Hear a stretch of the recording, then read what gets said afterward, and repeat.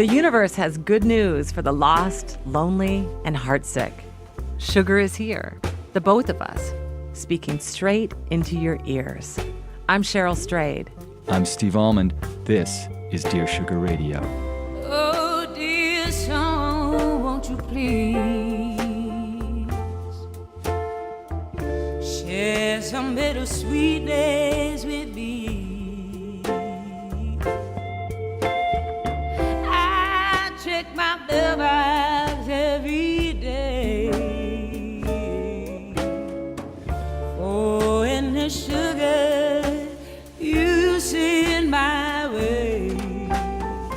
Hey, Cheryl. Hi, Steve. How you doing? I'm doing good. I have a kind of odd confession. It has to do with this letter that we're going to talk about. It's not exactly the same as the letter, but I kept thinking about this in my life, this thing that I do in my life, which I have not told a lot of people about, but now I'm going to tell you and whoever is listening. I, for many, many years, from the time I was very young, have been a shoplifter.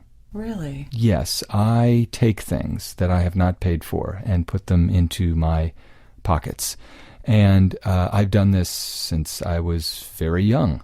What's your first memory? Old Barrel, going to the Old Barrel, stealing a couple of grape sticks, the Jolly Rancher grape sticks, and getting caught. And my dad caught me and was like, "Where did you get the money for that?" And of course I was like, "Bah!" And immediately confessed and had to go and pay the guy and admit that I'd shoplifted, which you would think that should be enough. He will stop shoplifting. He's learned his lesson, but I did not. I continued to do it and have continued to do it until, I can remember stealing deodorant in Miami in a grocery store and getting caught. And I was a journalist. I had a long sleeve shirt, button-down shirt, kind of fancy loafers, and I looked like a professional dude. So this is how old are you? Well, I was in my late 20s. You got caught. Yeah. Not your father, by the authorities. Yeah. For stealing deodorant. Yeah, for stealing deodorant. I put it in my pocket. What happened? He just looked at me. I remember it was this guy, and he looked at me, and he was just like, "What the hell are you doing?" Because I was buying some groceries.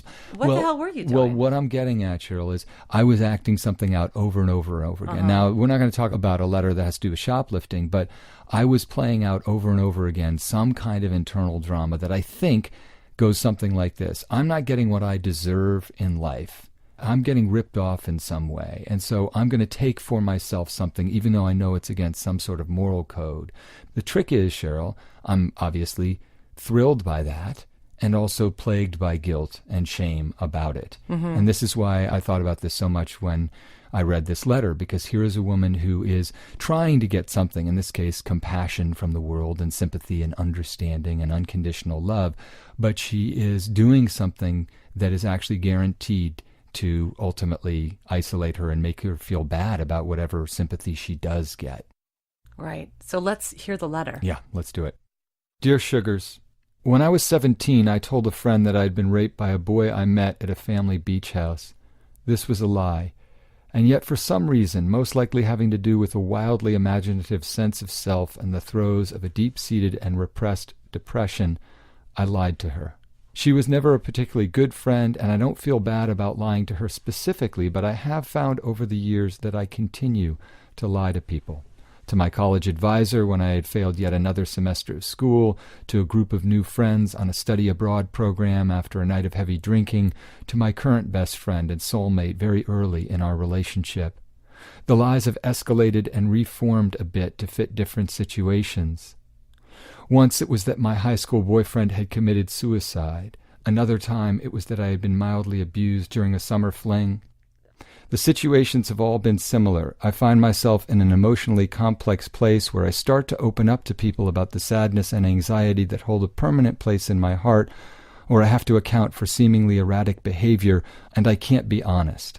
Over the past year, I've gotten better. I've started to see a therapist, and I've tried to be as honest with her as I can be. I try as much as I can to be honest with my best friend, and I usually succeed. I'm trying to live a life in accordance with what I know to be good and moral.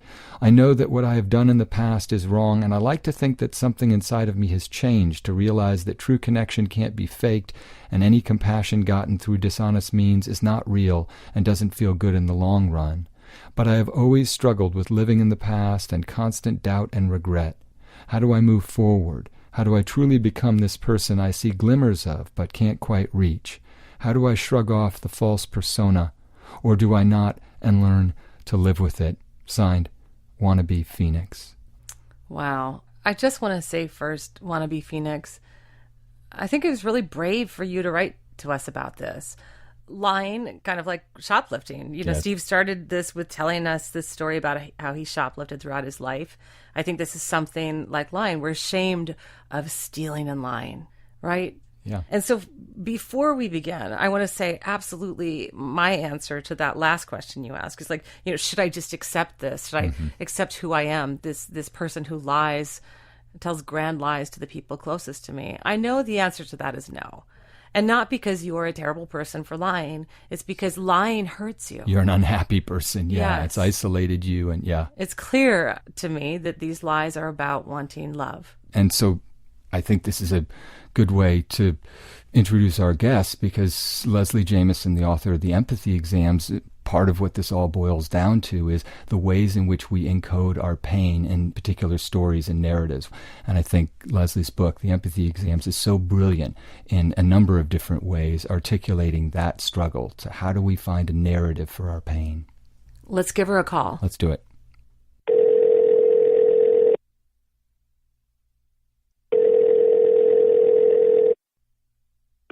Leslie? Hi. Hi, this is Steve Almond. Hey, how are you doing? I'm doing good. With me in the studio here is Cheryl Strayed. Hi, Leslie. Hi. Have you had an opportunity to read this letter by Wannabe Phoenix? I have. Yeah, totally fascinating stuff. It is, isn't it? Yeah.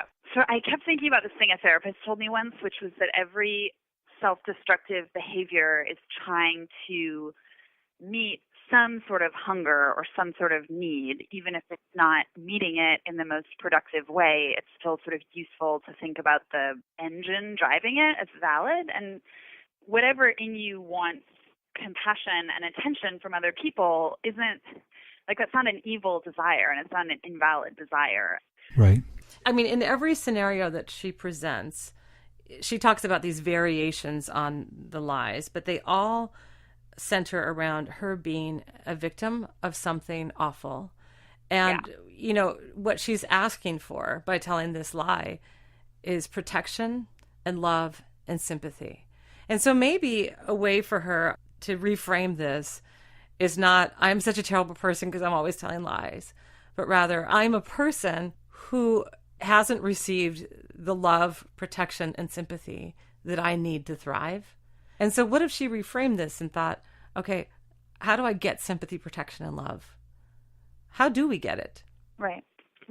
It's almost like in constructing all these really extreme scenarios, so many people in her life probably have their own very deeply felt, powerful versions of sadness and anxiety in them too. And it's almost like she's carving out this space of singularity for herself that actually might be pushing against what would offer her really the most consolation and comfort. Mm-hmm.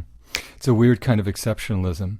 And I think actually people struggle with this all the time. They feel essentially they don't have any good reason to feel anxious and sad and depressed. Yeah. It's not enough. Right.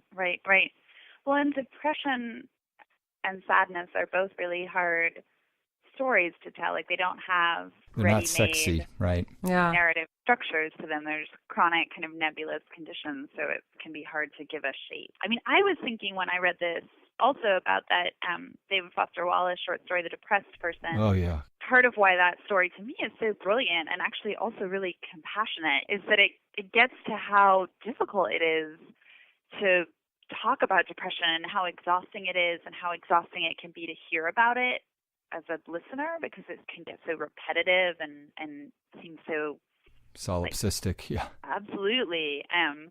But it does kind of honor that difficulty, and that's what I feel like she isn't honoring in herself. That's right. It's sort of like depression is the chronic illness of your emotional state, in the sense that people say, but really, what is it? Did something happen? I think this is really in many ways fostered by this larger idea that something terrible has to have occurred, and we've got narratives all around us in our popular culture and certainly in news and journalism. I mean, the entire way that we function now as a culture, our common narratives are all huge traumas and disasters. We just sort of skip from one to the next.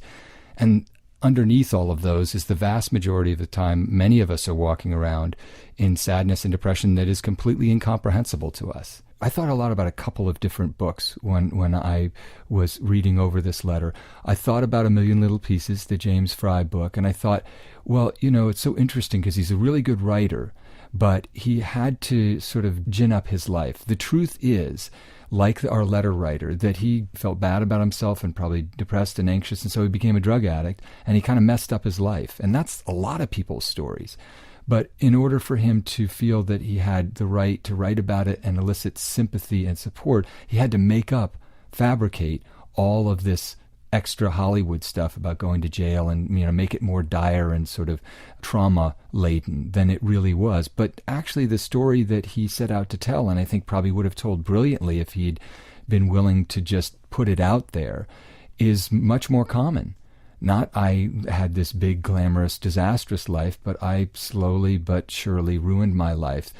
And, in a certain way, the world rewarded him for those big, elaborate lies, right? And then the world punished him. Yeah, absolutely. But they put him up on that pedestal. And part of what I'm getting at is I think that pressure to find some justification for an inward depression or anxiety or sadness or acting out is part of what causes people to try to gin up the trauma in their lives because they don't think it's enough to just be depressed. Right. Because being depressed is something shameful and there's no real reason for it, and just buck up. Right. And so, a lie is a story. Right. It's a narrative. And I think I agree with you both entirely that I think in some ways it gives shape and form to this inexplicable anxiety and doubt that many people have and sorrow. I also think that a lie can give us a different story than the one that's actually true. And I know that this is how lies really functioned in my life. When I was a kid, I think I did lie in a pretty big way a lot throughout my childhood. The first that I can remember is when I was about 11 or 12. There were these boys who lived next door to my grandparents, and I was visiting them one summer. And I told these boys, and they lived in a much sort of middle class, kind of wealthier neighborhood than I lived in. And I told these boys that I, as a baby, had been one of the babies on the Gerber baby food jar. Yeah. Okay. So I said, yes, indeed, I was one of these babies. And instead of paying me, what I got was that I get to go to college wherever I want. And that is assured. That's what I get. Like I got a college scholarship. So I was too young. I love it. Isn't that crazy? But think about it, Cheryl. It makes perfect sense. It does. Well, you're saying to this middle class family, listen, I get to have a college education. I'm not going to be stuck in the lower classes. I'm going to get a college education. It's really interesting for me in retrospect. For a long time I was embarrassed that I had told that lie. But now it's like, no, I was trying to really tell a different story about myself than the one that was true. Because the one that was true was sad, at least in that regard. I had great ambitions, and I was telling those boys, you watch out. And so I think about Wannabe Phoenix. Well, and once again, it's like thinking about the lie kind of as an arrow or like a signal flare or something pointing something. And in that case, part of what it was coming from was like longing or desire or like subterranean fear or something. But in all cases, it's kind of like a clue. Yeah, I actually wanted to know, as I was reading this letter, what are the lies? What lie did you tell to this person? And if you really look at those, as unpleasant as it might be, to really look at, well, what was the lie you told? There's probably a lot of clues as to what that need was that you were talking about, Leslie. What is the need that was serving, or what unconscious desire or fear was that lie expressing? I was thinking about, when you were telling that story, Cheryl, I was thinking about, because I've lied many times in my life for different reasons, some of which I probably have never figured out, won't ever figure out, but one of them I was thinking about, like when I was 21, I was dating this guy who was older, but not that much older. Like he was maybe 28 or 29. I didn't want him to know how old I was.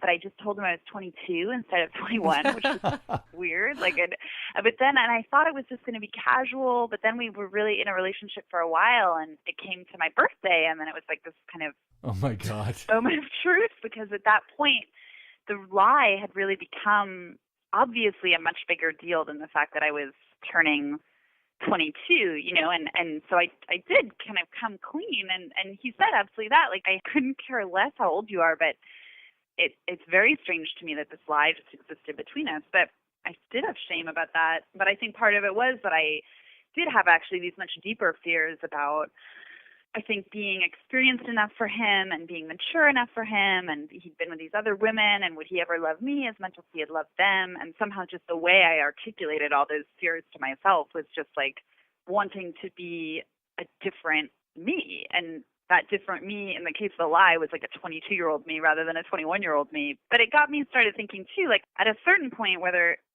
the lying itself, people talk about like the familiar hell that I mean, in the context of addiction a lot, but like seeking out the familiar hell, like even if it feels really bad, it's still something that you know. And it just struck me that like if she's lying over and over again in these different situations, that there's almost something that started to feel like a familiar groove about that kind of shame, or like a self-fulfilling prophecy of like, I'm a person who is bad in this way, and so I'm going to keep being bad in this way, or like this is the part of myself I hate most, so I'm going to kind of keep pushing on the bruise.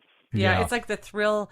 It's a behavioral addiction in so many ways. Like, for one thing, the drama on the other side of the story, the drama when you think, I have actually been on the Gerber baby jar, or the drama when you think this woman has been the victim of a horrible crime, a rape, the drama of being a 22-year-old versus a 21-year-old. Yeah. And of course, like anything, like, it's like any addiction. It's like there's the thrill of the high and then the shame of the come down.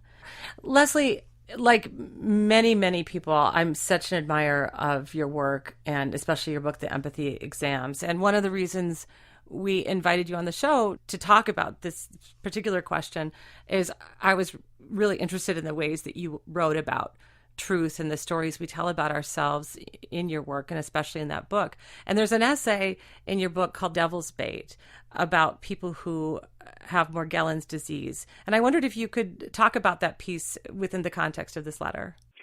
Yeah. So, I was thinking a lot about that piece when I read this letter, because so much of the question of that piece isn't, okay, do people who suffer from Morgellons disease actually have strange fibers coming out of their bodies, which is what they report having, or are they just making it up?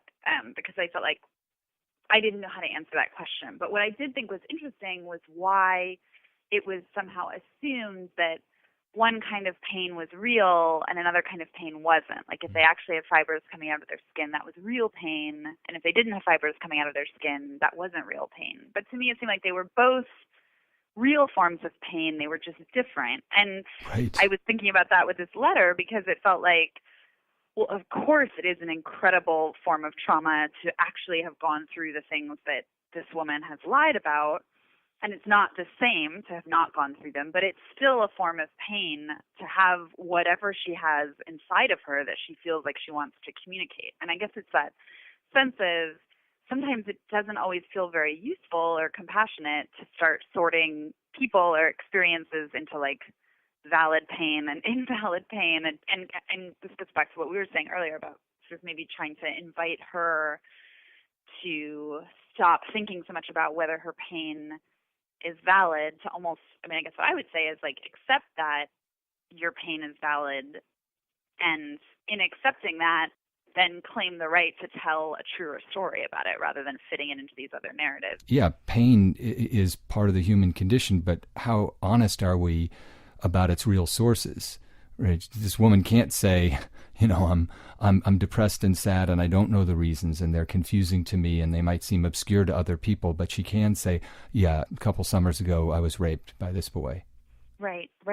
Yeah, well, and I do think it is hard to figure out like how to tell the story. And like one of the moments that was really heartbreaking in her letter to me was when she's recognizing that like any compassion gotten through dishonest means is not real, because made me feel like she was setting up these relationships where, because she had lied about something in the relationship, it was almost like she felt like she had polluted everything. Right. Any caring she got, she couldn't actually even experience that way. I mean, I do think that Wannabe Phoenix really has two problems that she's presenting to us in this letter. You know, the first is this habit she has of telling terrible lies, which is a problem in and of itself, but then the profound shame that comes with being a liar. One thing I was struck by is many, many times now I have told the story, both in my books and in talking about it. I'll say, you know, my mom died and I was grieving and I used heroin, and it was a way for me to heal my sorrow. You know, it wasn't the right thing to do, but I was trying to heal myself. And replace that heroin use with, I told a bunch of lies. I went around and lied to everyone I met. There would be so much more judgment. There's so much more stigma attached to being a liar than there is to being an alcoholic or using drugs or being promiscuous or any number of the other ways that we essentially get people to love us or pay attention to us. You know, I think the only way out of this is to try, you know, Wannabe Phoenix, to forgive yourself. You know, forgive yourself for the fact that this lying is the way you've chosen. It's like your addiction, but it's the way you've chosen to soothe yourself through that sorrow. And it's engineered to make her unlovable and you know, make her feel worthless. Don't you think? I mean, there's like this natural judgment we have against liars in ways that maybe we don't so much anymore against people who have other ways of dealing with their problems. Yeah, well, lying in particular, everybody does it in large and small ways. And so we're triggered by it. When we see somebody lying overtly, getting caught over and over again, pathological liar, they're really sort of off the scale of trust. Somebody is an alcoholic or they're promiscuous, well, they're dealing with that. I don't know if there's a Liars Anonymous. You know, I think we just, at a certain point, say that person is not dependable. But that's not the tragedy. The tragedy is that they don't know and accept themselves.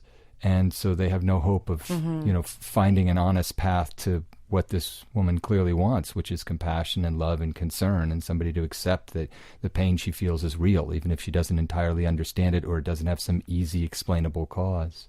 Yeah, I agree with both of what you just said. And I mean, in terms of thinking about like the second huge part of her question, which is like not just what to make of this, but what to do about it or how to find some way out of it. Like, I do feel like forgiving the behavior, not in terms of thinking of it as acceptable, but thinking of it as one behavior on a whole continuum of behaviors that lots of people do. Like, yes, because lots of people lie, and also yes, because lots of people seek love and compassion in ways that hurt other people, you know, which is part of the crux here, which is, I think, part of where her guilt comes from, understandably, is that her ways of seeking sympathy have cost other people something, which is to say they worry about her, they feel pain for her, and she feels, you know, I think for good reason, like guilt about causing that pain.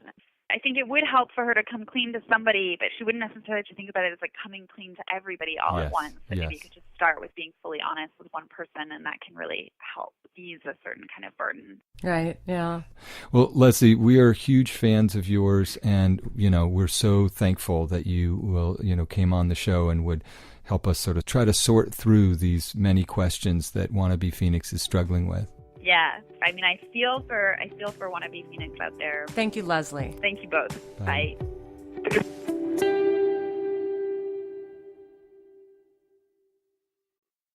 I think what Leslie said at the end is so important because, in a way, this woman is alone. Nobody knows, well, we know, I guess. She confessed to us. She confessed to us. Which is, you know, frankly, I think that there's some healing power in the fact, Wannabe Phoenix, that you wrote to us. That's and right. I want to thank you. Even to tell the truth to yourself, frankly, about something like this, where there is so much shame and so much stigma, that's movement in the right direction. You ask us how to keep moving forward. It is that you keep doing things like this. Yeah. And you're isolated, as we've been talking about. You've isolated yourself by telling these lies. And, you know, for understandable reason, you're in pain. You've got the right impulse. You want to reach out and elicit some human comfort. You're throwing out the rope of love.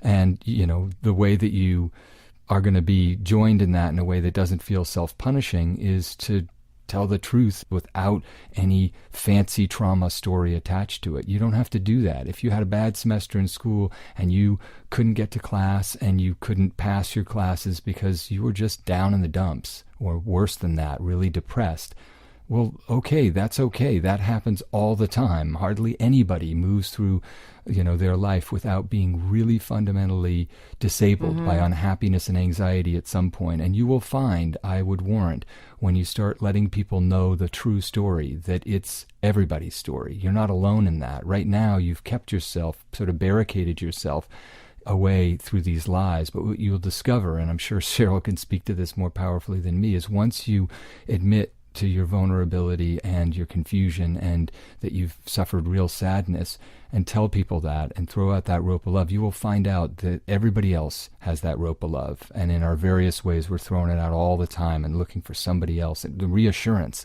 that we're not alone in that. There is love on the other side of truth. Speaking that truth draws people to us, because what we're doing when we do that is we're showing them our humanity. And, I think part of this Wannabe Phoenix, in closing, I just want to say, don't believe the lie that you've told yourself about yourself for the rest of your life. Don't believe this lie, A, that you can't stop lying, B, that you're a terrible person because you have told a lot of lies.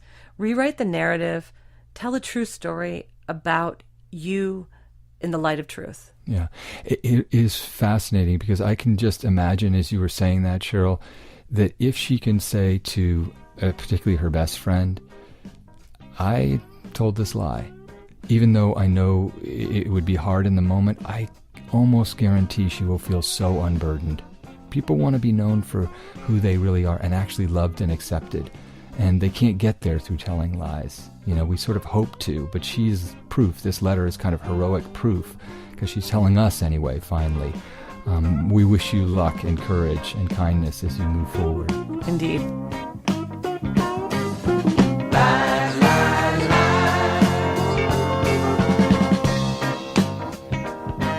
Dear Sugar Radio is produced by WBUR. We're produced and edited by Lisa Tobin. This episode was recorded at Cybersound in Boston. Send your letters to us at dearsugarradio@gmail.com. We love hearing from you. And visit our Dear Sugar homepage on the WBUR website for show notes. Thanks.